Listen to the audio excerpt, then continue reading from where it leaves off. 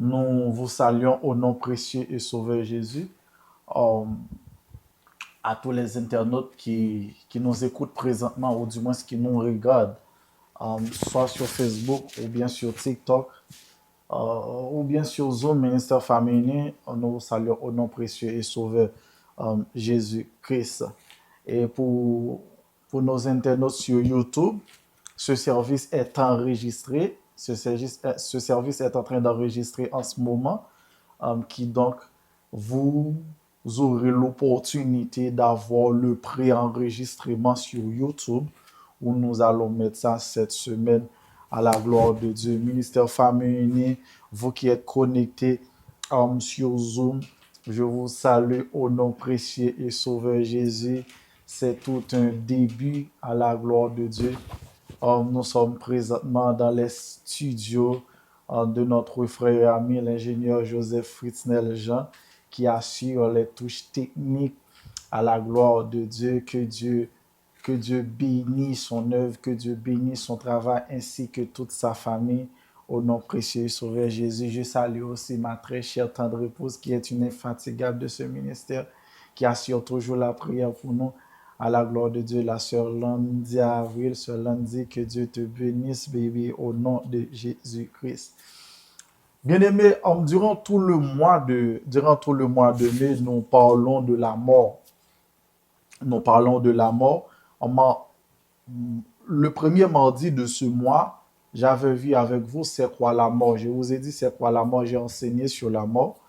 Et aussi, mardi précédent, j'ai juste fait une introduction sur ce qui nous attend après la mort. J'ai juste fait une introduction sur ce qui nous attend après la mort. Ce soir, nous allons parler du séjour des morts, le sein d'Abraham et le lieu du tourment. Séjour des morts, le sein d'Abraham, le lieu du tourment. Ce service est enregistré présentement, il est enregistré. Donc, nos amis YouTube, ne vous inquiétez pas, vous aurez l'enregistrement, la vidéo du préenregistrement sur YouTube très tôt. Revenons à nos moutons. Le séjour des morts, le sein d'Abraham et le lieu du tourment. My goodness. Chers amis, souvenez-vous que mardi dernier, je vous ai dit que l'homme est triparti, à savoir l'esprit, l'âme et le corps. Qui donc, la mort, c'est la séparation entre l'âme et le corps. C'est la séparation entre le corps et l'esprit. Bibliquement parlant, on définit la mort de manière biblique comme étant la séparation de l'âme et le corps. Cependant, de manière scientifique, dans un langage scientifique, on dit que la mort, c'est la cessation du fonctionnement des organes de l'être humain, à savoir la cessation du cœur. Le cœur arrête de fonctionner, le système digestif arrête de fonctionner, toutes ces choses arrêtent de fonctionner. C'est ça la mort. Mais cependant, je vous ai dit mardi dernier que après la mort, tout n'est pas fini. Après la mort, tout n'est pas fini parce que de la même manière que le corps a une destinée, lorsqu'une personne meurt, son corps va tout droit en dessous de la terre, son corps va transformer en poussière.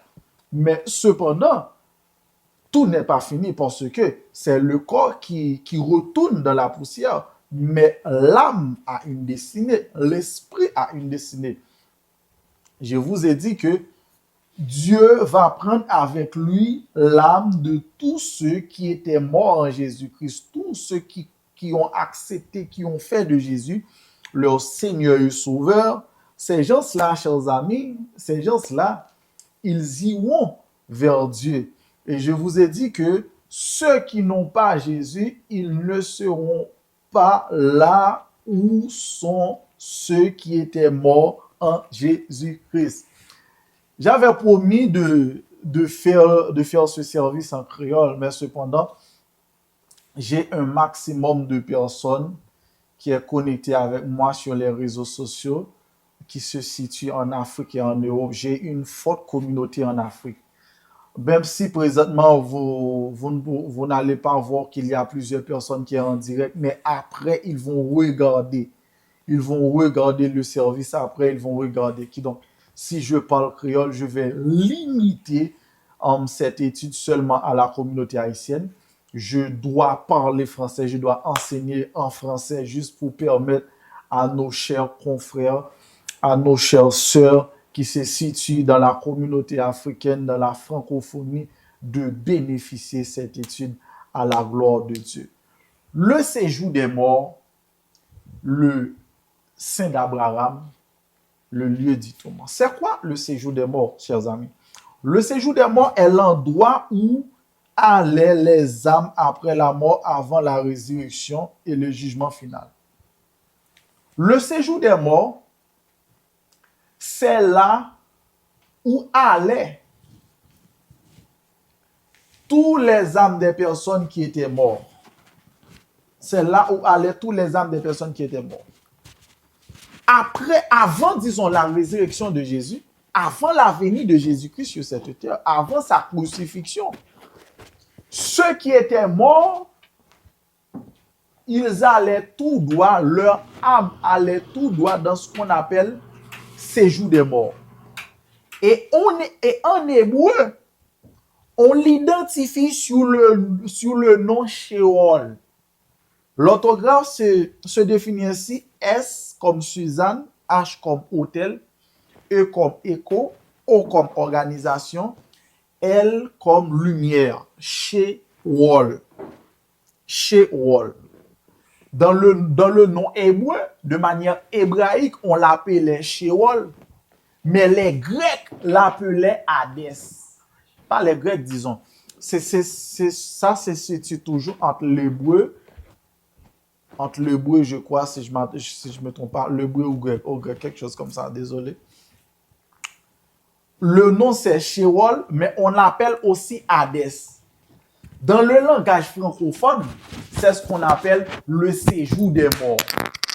Qui donc, avant la résurrection de Jésus, avant la crucifixion, avant la venue de Jésus-Christ sur cette terre pour mourir pour le péché de l'humanité, les personnes qui étaient mortes, toutes les personnes qui étaient mortes, on les avait mis, chers amis, on les avait mis dans un endroit qu'on appelle séjour des morts.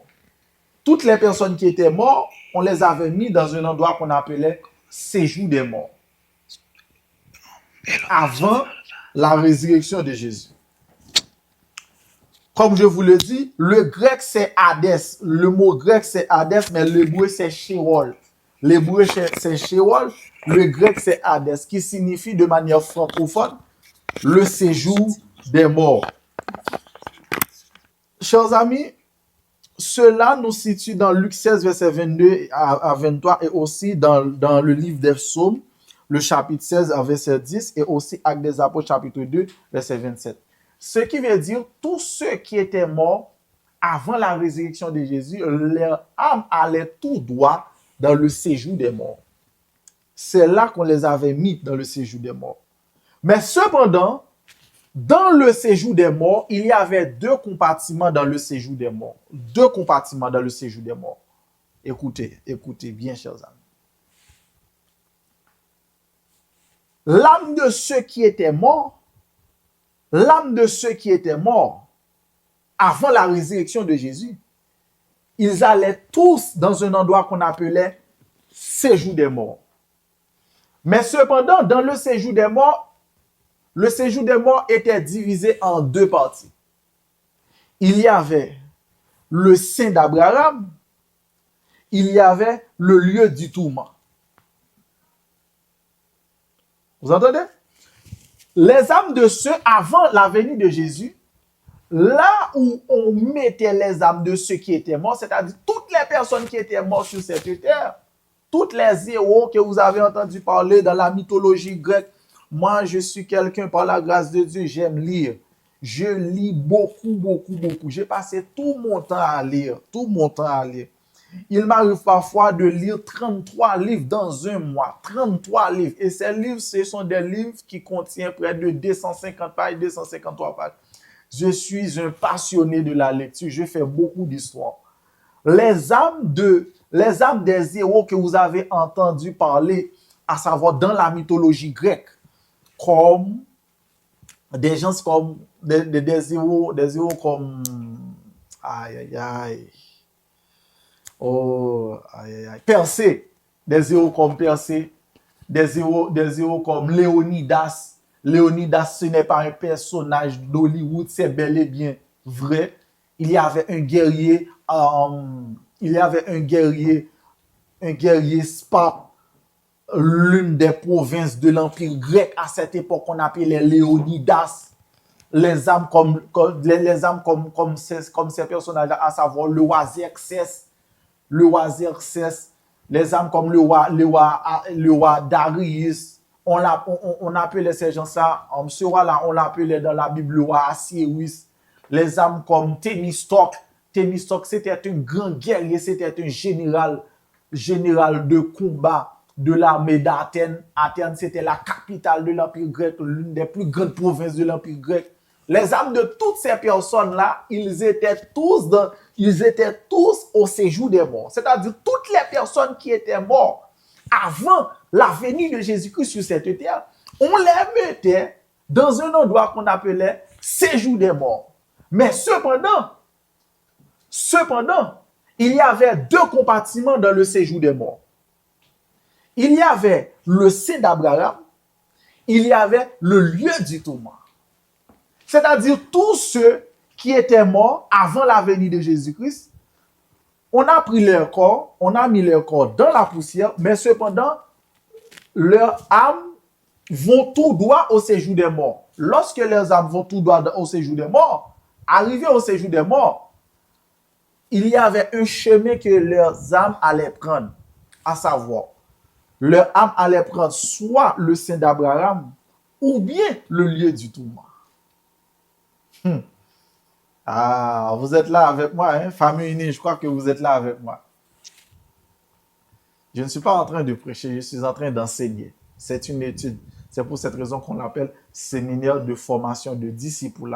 Je suis en train de vous dire que où va votre âme après votre mort? Chers amis,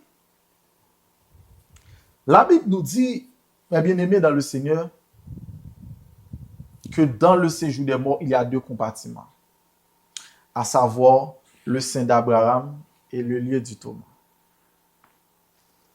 Le séjour des morts, c'était avant la venue de Jésus.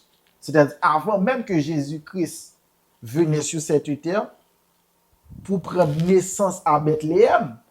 Tous ceux qui étaient morts, on a mis leur âme dans le séjour des morts. Mais dans le séjour des morts, il y avait deux compartiments dans le séjour des morts. Le séjour des morts était divisé en deux parties. Il y avait le sein d'Abraham, il y avait le lieu du tourment.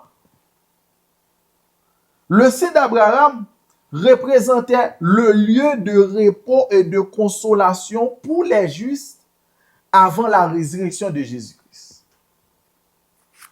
Le sein d'Abraham, qui est une partie dans le séjour des morts. Le sein d'Abraham, c'est une partie dans le séjour des morts. C'est l'une des deux divisions qu'il y a dans le séjour des morts. Dans le sein d'Abraham, on avait mis l'âme des justes, c'est-à-dire l'âme de ceux dans leur vivant qui servaient le Seigneur Jésus, qui servaient Dieu. Le sein d'Abraham, c'était là où l'on mettait l'âme de ceux qui servaient Dieu. Dans le sein d'Abraham. C'est là qu'on mettait les âmes. Dans le sein d'Abraham. Dans le sein d'Abraham, chers amis. La Bible nous dit, dans Luc chapitre 16, verset 19-31, Jésus-Christ donnait une parabole. À savoir, Lazare et l'homme riche. La Bible nous dit qu'il y avait un homme qui était très riche.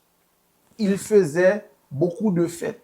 Il était plein aux as. Je pourrais dire que c'était un multimillionnaire. C'était quelqu'un qui comptait vraiment des millions. J'aime beaucoup ces chiffres, des millions. C'était quelqu'un qui roulait en Rolls-Royce. C'était quelqu'un qui roulait en Bugatti, en McLaren, en Lamborghini. C'était quelqu'un pour aller à Dubaï. Il ne prenait pas un vol commercial, mais il se frétait toujours son jet privé. C'était une personne qui avait une gouvernante dans son manoir. D'ailleurs, il habitait dans un manoir. Il engageait des chefs cuisiniers pour préparer pour lui de très bons plats. De très bons plats, chers amis. De très bons plats. Comme ceux de mon épouse. Chers amis, cet homme vivait dans l'opulence.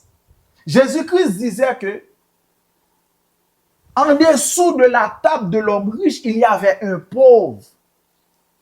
Et ce pauvre mangeait les miettes de la nourriture de cet homme riche. C'est-à-dire, dans son vivant, lorsque l'homme riche mangeait à table avec tous ses amis,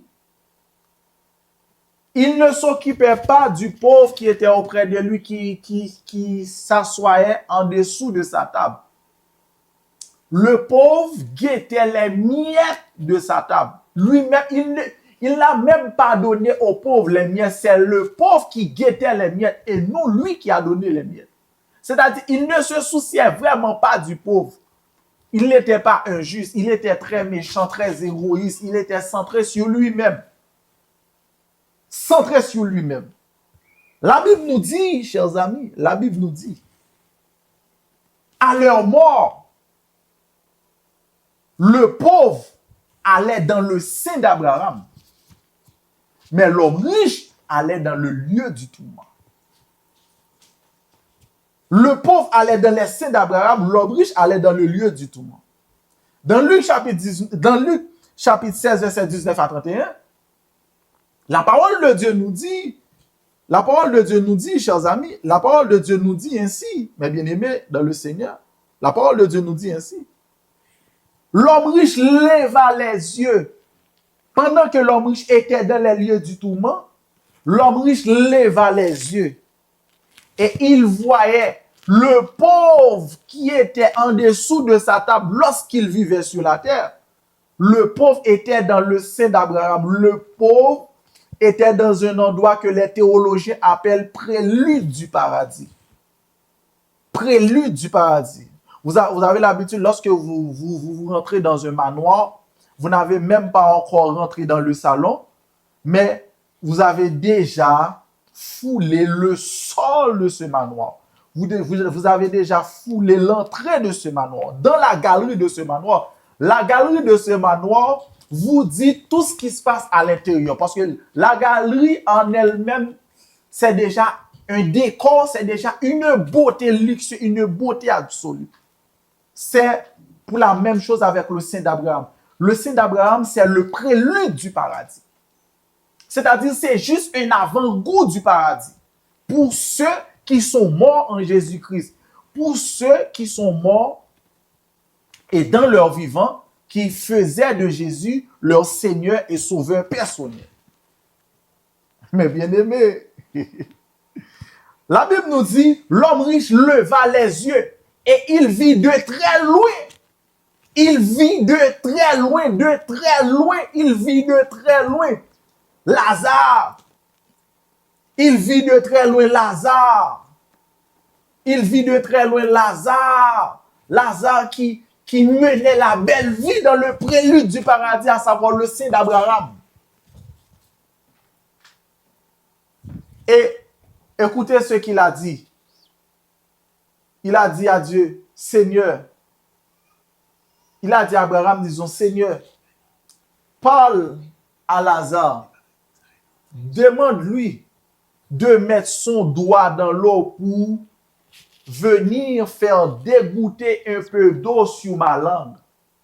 Pourquoi? C'est parce que l'homme riche était dans le lieu du tourment. Le lieu du tourment,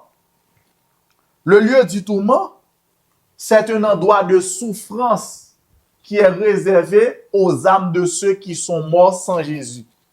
Toutes les personnes qui sont mortes sans Jésus, leurs âmes iront directement dans le lieu du tourment. Le lieu du tourment, c'est un prélude de l'enfer. De la même manière que le sein d'Abraham, c'est un prélude du paradis, le lieu du tourment, c'est un prélude de l'enfer, chers amis. Un prélude de l'enfer. Là, l'homme riche a demandé de faire venir Lazare pour faire dégoûter un peu d'eau sur sa langue parce que le lieu où il se trouvait, il brûlait déjà. Il n'est même pas encore en enfer, mais il brûlait déjà dans le lieu du tourment. C'est-à-dire qu'il était dans une souffrance amère. Il était dans une agonie profonde. Il était dans une agonie profonde. Il était dans une souffrance amère dans le lieu du tourment.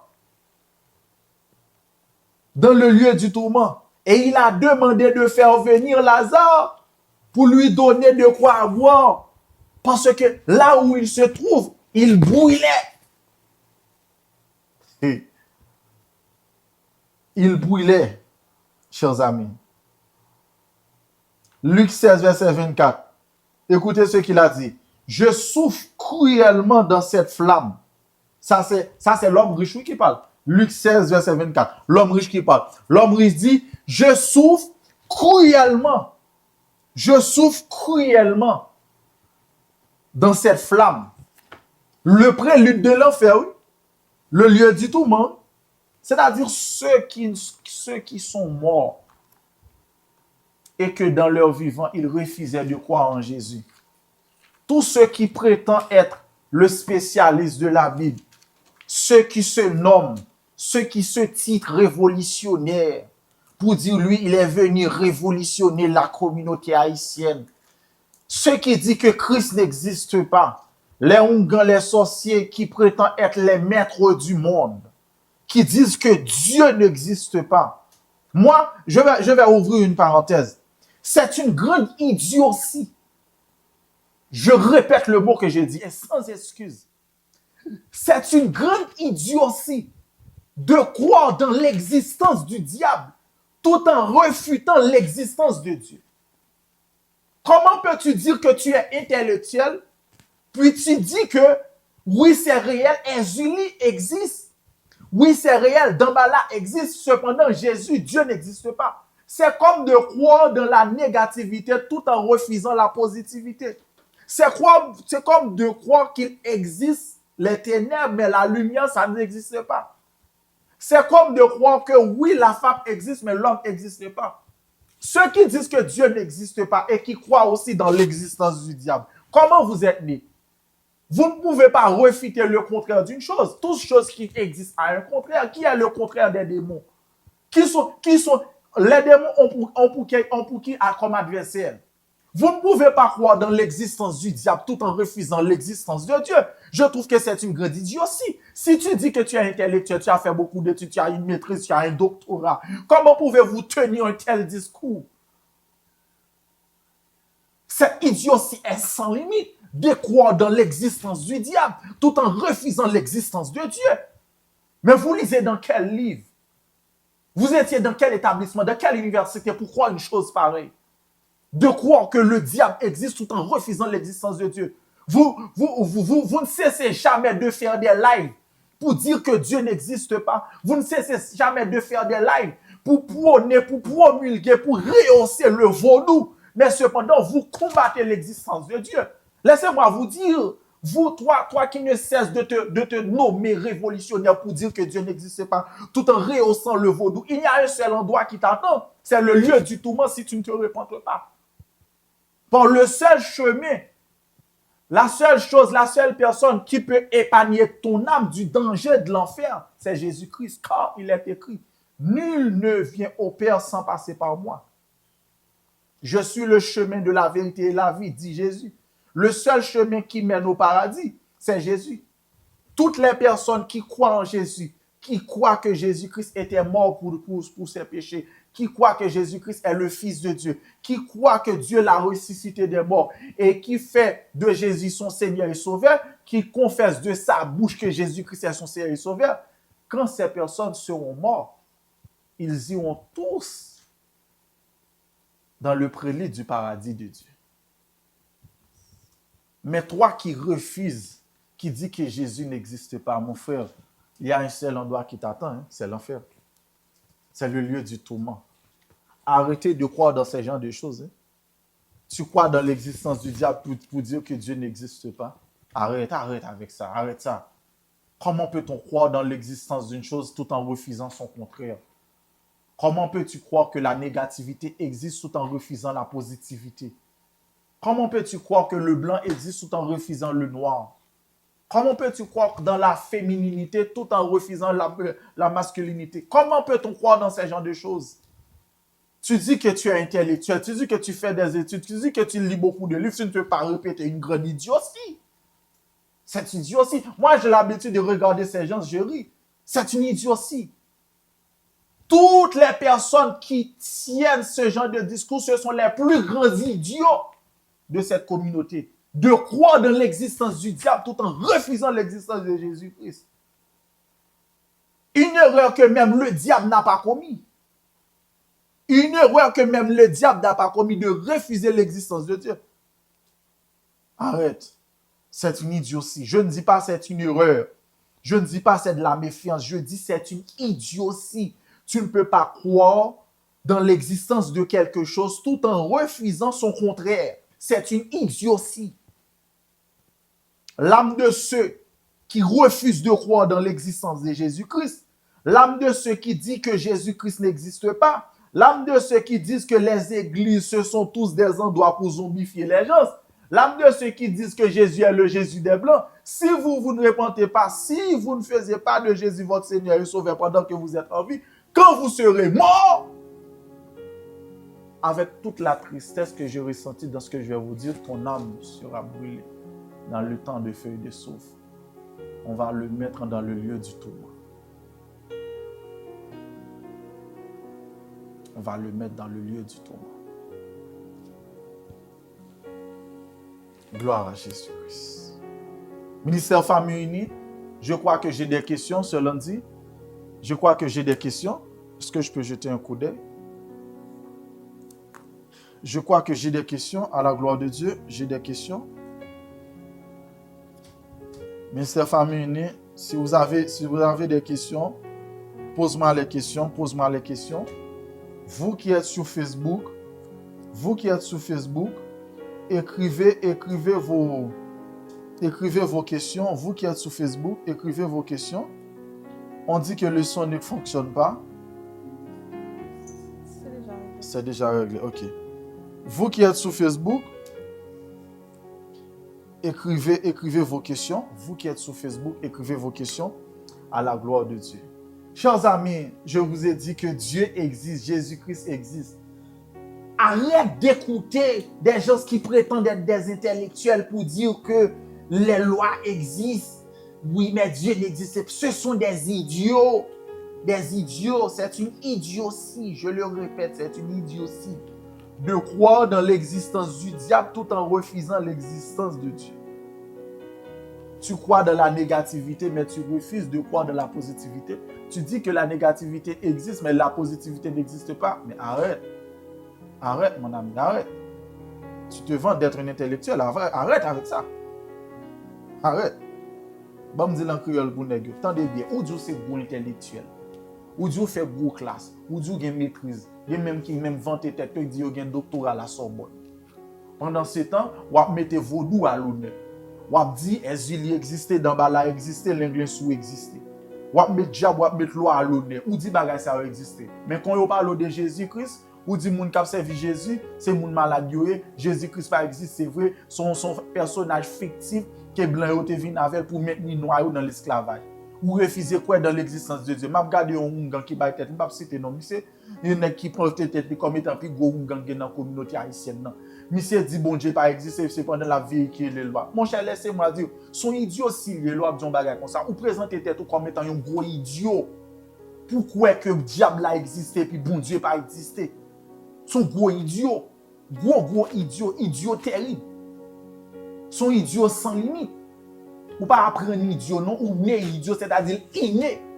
Et bon Dieu voulait retirer nature idiot si ça non.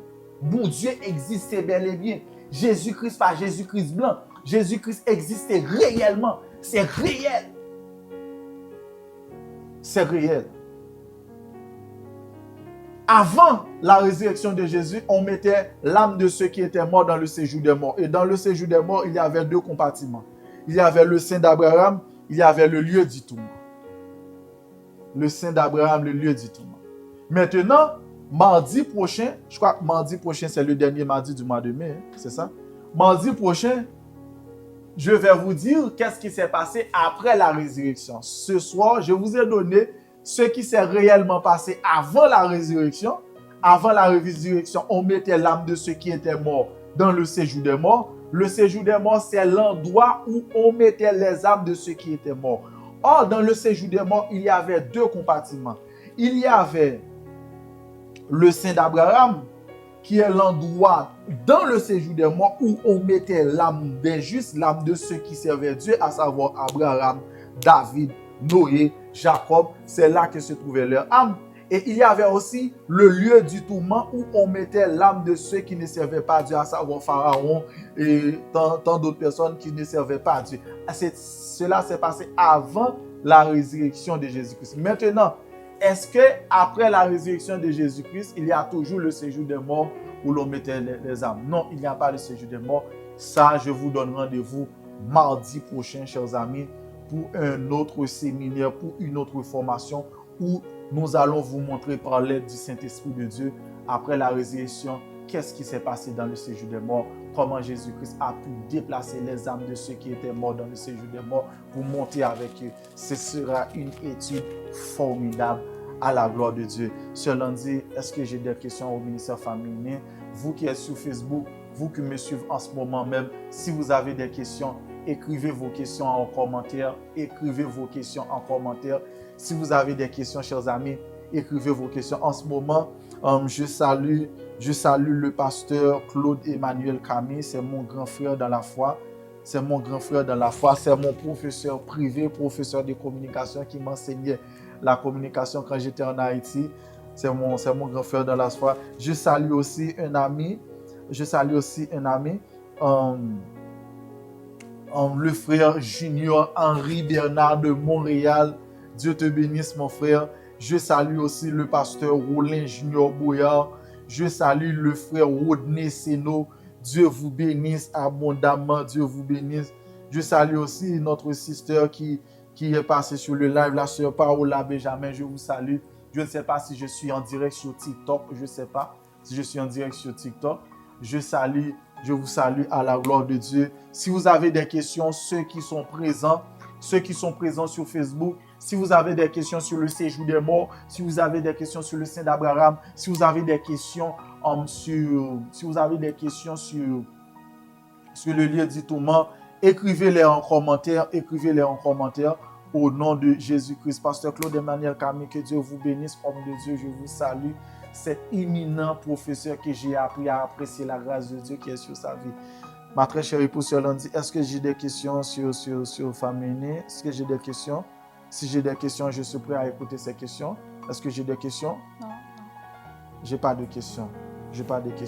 Bon, j'étais très content pour vous servir. N'oubliez pas que tous les mardis, nous serons en direct pour une courte formation biblique et sur Famille Unie, et aussi nous allons relayer ces services sur Zoom, et aussi tous les vendredis, à l'exception du troisième vendredi, nous serons en direct aussi sur les différentes plateformes des réseaux sociaux.